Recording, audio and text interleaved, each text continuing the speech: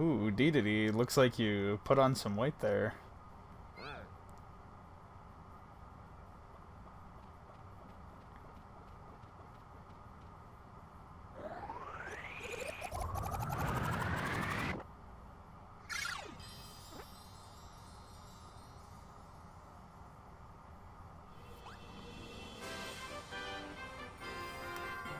Anywho, hey friends, how's it going? Today we're playing some Kirby. It's pretty cool. So this collection, as you can see, was for the 20th anniversary of Kirby, and now we're coming on the 30th anniversary of Kirby pretty soon here. So this is nuts, honestly. Time flies so fast. Anyway, so this collection has 6 Kirby games, classic games, all really amazing, all wonderful. But today we're gonna play where Kirby got his start, and that's in Kirby's Dream Land. This old Game Boy game. It's black and white, 1992. Yikes.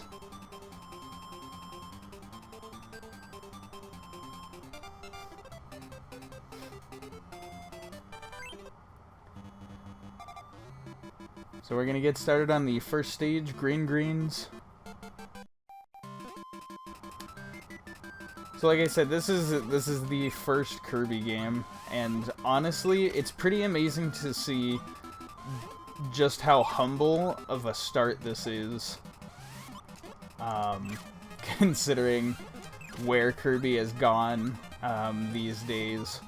Especially if you compare this just to the most recent entry in the Kirby series, Kirby Star Allies. There is this astounding leap in terms of quality.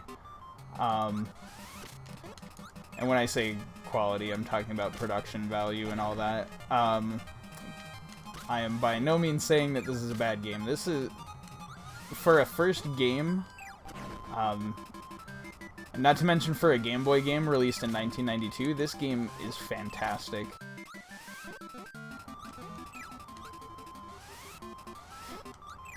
But it does not have a lot of the features that Kirby is very well known for.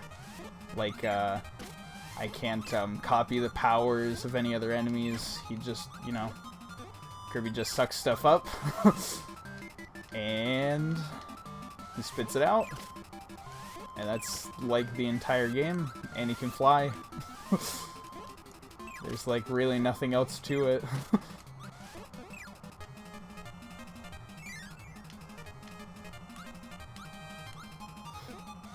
And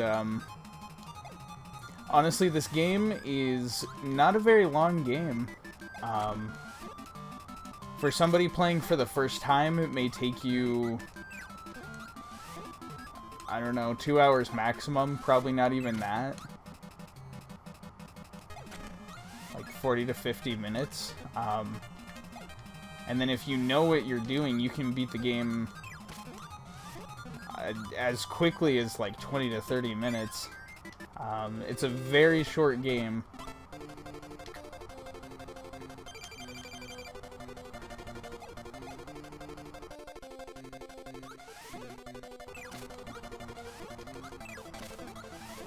So we got our first boss here. And as you can see now, Kirby is famously very, very easy. And part of it was simply just the appeal to kids. You know, a game that's easier, doesn't require a lot of challenge, so that way kids can play it and still enjoy like a little baby adventure. But the other thing about Kirby that I actually find to be like one of the strongest points is just that, yeah, it's easy, but it's kind of purposely easy, so that way the game's not like pushing you to extreme lengths to try to accomplish anything. It's more just like a game you can chill out, relax to, mindlessly suck stuff up, spit it out.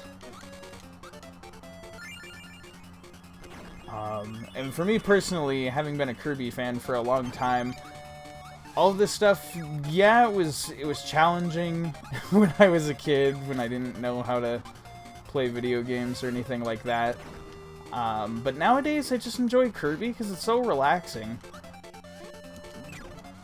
Yeah, we got our Dark Souls, we got our balls difficult video games for when we want to prove that we're men, but honestly, video games don't always have to be about proving yourself that you're a man. Sometimes you just want to play a video game to, like, relax and stuff. And so with an easy game like Kirby, where it's always pleasant visuals, pleasant music, it's pretty easy to do that. That's not to say that the Kirby games never have any difficulty in them. The way that Kirby games are designed, it's actually pretty brilliant. Typically, the main single-player whatever it is you're doing in a Kirby game is very simple, very easy, on purpose, so that way, like I said, you get that very simple platformer adventure experience. But then if you want something a little more, Kirby games typically have extra modes with more content, more difficulty, so that way you can push yourself a little bit farther. I am actually losing to this guy, and it's ridiculous.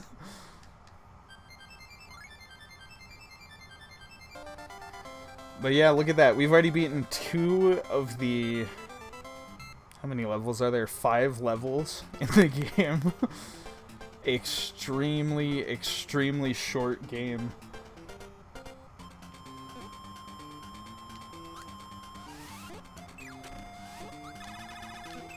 But yeah, like I was saying, Kirby games typically will have some kind of an extra mode with that actual difficulty for the people that really want to, like, go farther and have a challenge. But it's completely optional. And another thing I've always admired about the Kirby games is that they definitely have this sense of, I don't know, easing players into, like, the concepts that the game introduces. I think, I don't know, it's probably safe to say that Kirby goes a little too easy on, like, on the pacing. It teaches you, like, very basic platformer concepts, not until, like, level 3, level 4. So, I don't know, for some people it can be kind of boring, like, playing the slower stuff, but there definitely is a lot to experience. But there's definitely, I don't know, an inherent charm about Kirby.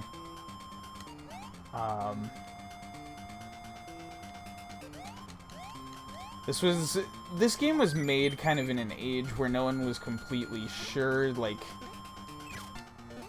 exactly what they should be doing with their video games.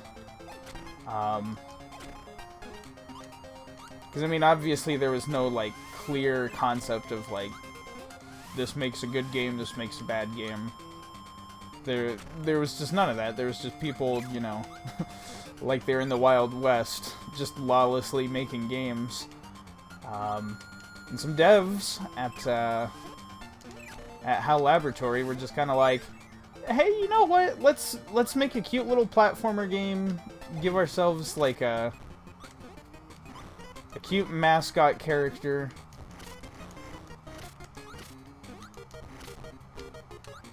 And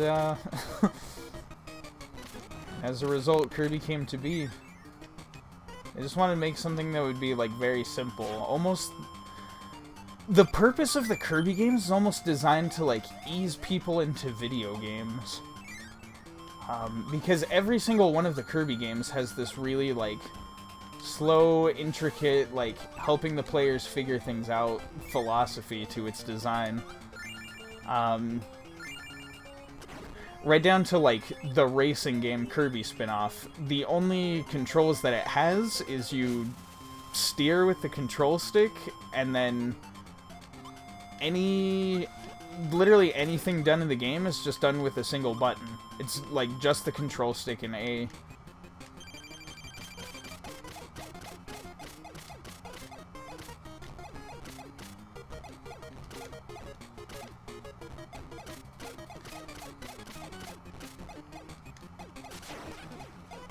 Oops, I got hit there. Look at that. Boss 3 down already.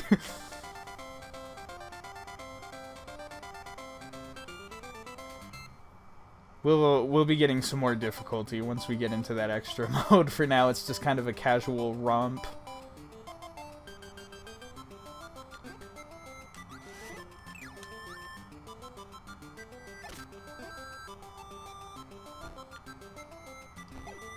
Oof.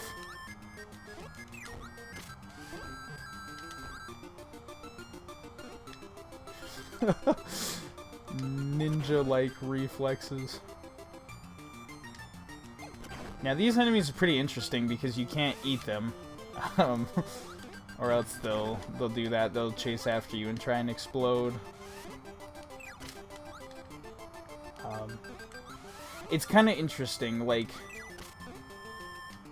the entire Kirby series has expanded so much on these concepts, but you just see, like... Can I not get that guy? Okay. You just see these concepts, like, returning again and again in every game. One of the interesting things is that most of the Kirby games in the entire series have basically within the game a remake of this game. Due to the fact that it's just so short and basic. Literally, like, since the second installment in the game, there have been just, like, reimaginings of, like, the 5 levels here. Or at least, like, 4 levels. And it's just something they've been doing ever since because it's so simple. And it kind of has this weird effect in that, like,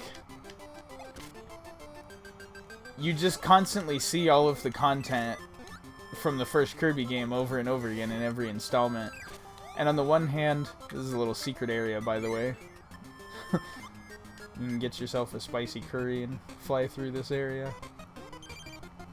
Yeah, anyways, but, like, I don't know, you'd think it gets tiresome just, like, seeing, like, the first Kirby game and all its content over and over again.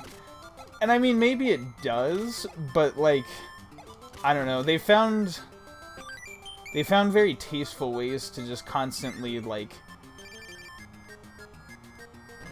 retread all of the ground that, like, the first Kirby game did. Oops.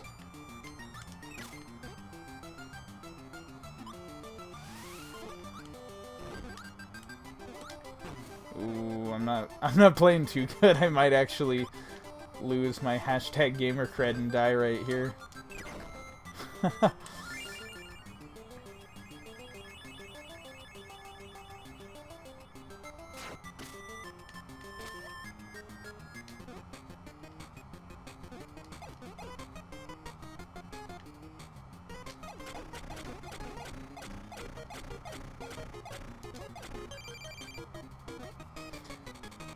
But yeah, something about just, like, this, like, simple platforming fun has always appealed to me.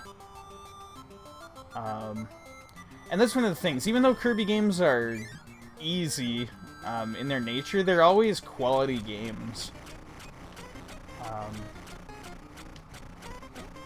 They're always, like, really, like, I don't know, they've just got, like, the Nintendo polish. They're just, like, really pleasant, especially visually. For just like a simple like black and white like Game Boy game, very simple graphics. Like there's something really like cute and memorable about all these characters.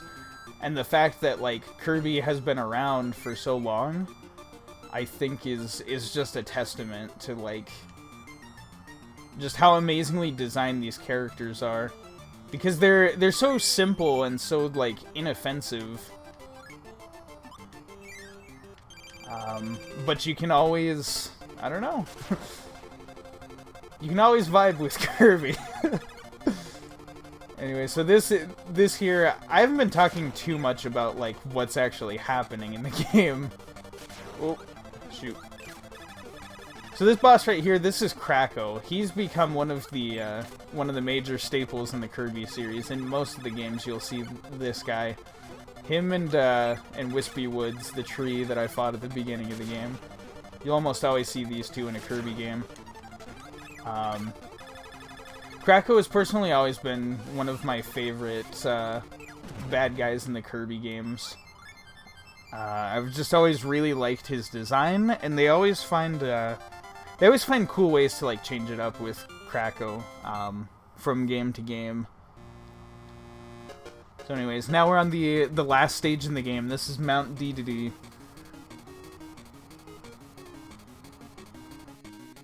I guess one of the things I could talk about with this game is the basically non-existent storyline.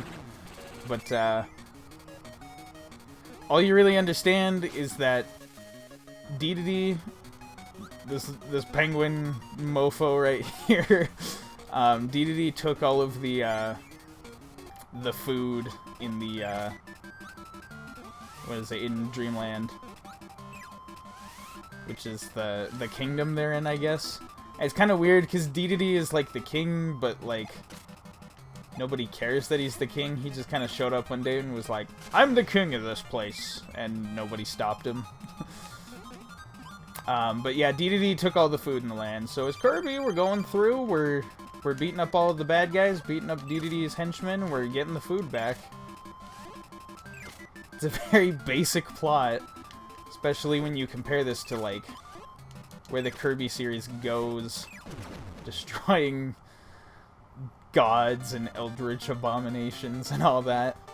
So basically, as you can see from like what's going on here, like this final level is just like you quickly go back and do like a small, like slightly more difficult version of each of the levels, and then you rematch the bosses.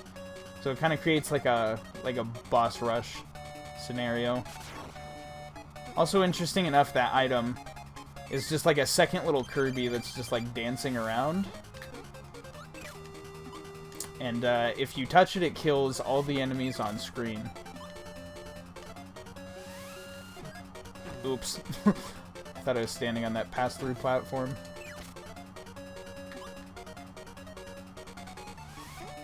Now, one of the kind of interesting challenges that the game presents with this little boss rush right here is that any damage you take will carry on for like the rest of the adventure. Like for the rest of this level against all the other bosses unless you die. And it will save, whoops, it will save like your progress, like which bosses you've beaten, but if you die on a level, then you have to redo like everything on that level working up to the boss. Which, I don't know, in other old school games that might sound like the most like dreadful thing in the world, having to redo a level just to work your way back to the boss. But honey, this is Kirby. This game is dirt easy. Anyone can play Kirby. It really is baby's first adventure game.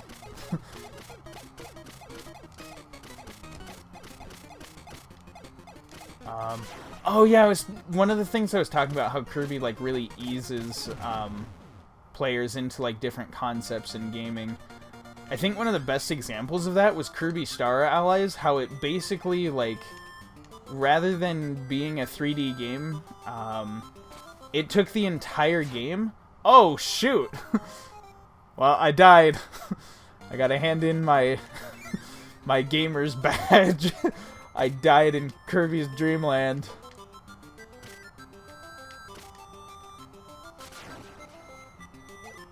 My defense, those Gordo enemies do a lot of damage, and I couldn't see where I was falling. Anyways. So, Kirby Star Allies basically takes the entire game, setting the stage for, like, introducing a player to a 3D video game. Like, it starts out, the only uses of 3D in the entire game are like the world map and things. And then, like, the rest of the game up to that point is 2D. And then it slowly, like, integrates, like, more and more 3D stuff.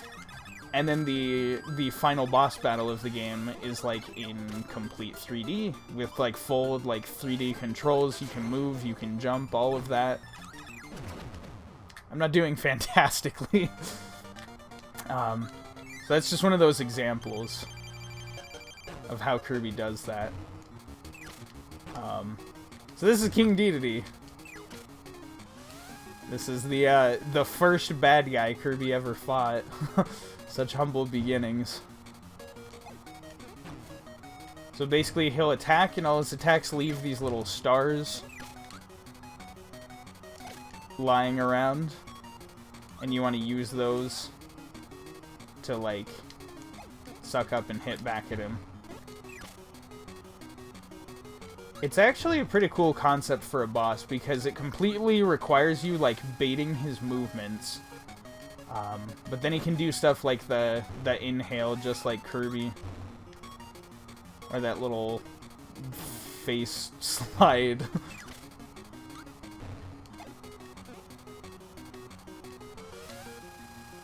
And so you gotta get in close so he'll use his attacks, but you also have to be careful with them.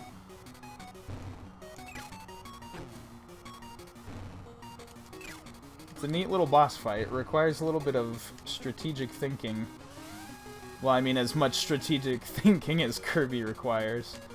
A lot of the actual concepts for like strategy in this game, none of that really matters on, like, the main mode, because it's just not difficult. Like, yeah, that right there, that's the whole game. I just beat the entire thing.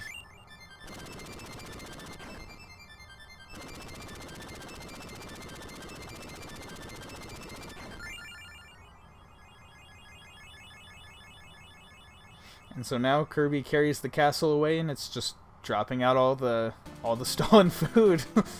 Returning the food to the people.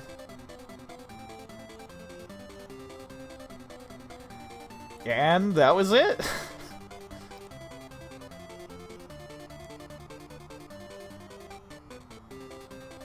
This honestly is just an astoundingly short game.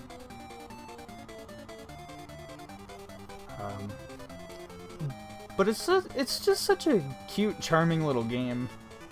And it really, like, this game laid the groundwork for something really special. For, like, what the entire series becomes. Because even the very next game that was released in the series took so many of these concepts and just ran with them. So for that reason, honestly, I can always just go back. I only have to spare like 20 to 30 minutes to play this game. And just have like a quick, pleasant little experience. And there it is. There's all the food. There's all the other people. They're all brown. Who are the other citizens here besides Kirby and DeDeDe? So yeah, and this also teases the next little feature we'll be getting into, which is the game's extra mode. So by pushing up A and select on the title screen, DeDeDe is really mad. So he's gonna run off. He's gonna make a harder adventure. So the extra game in Kirby's Dream Land honestly actually is very difficult. More than anything, it's because it requires a lot of quick reflexes, and the way Kirby controls in this game is kind of slow and floaty. So it requires you to really like know what's coming ahead and anticipate it. But I'll get more into the extra game next time. For now, I just wanted this to be a playthrough of the base game. Next time, I'll be doing the extra mode. So yeah, thank you so much for watching. Hope you enjoyed. Hope my commentary had, I don't know, any sort of value. I'm playing this old game. And I'll see you guys in the next video. Bye-bye.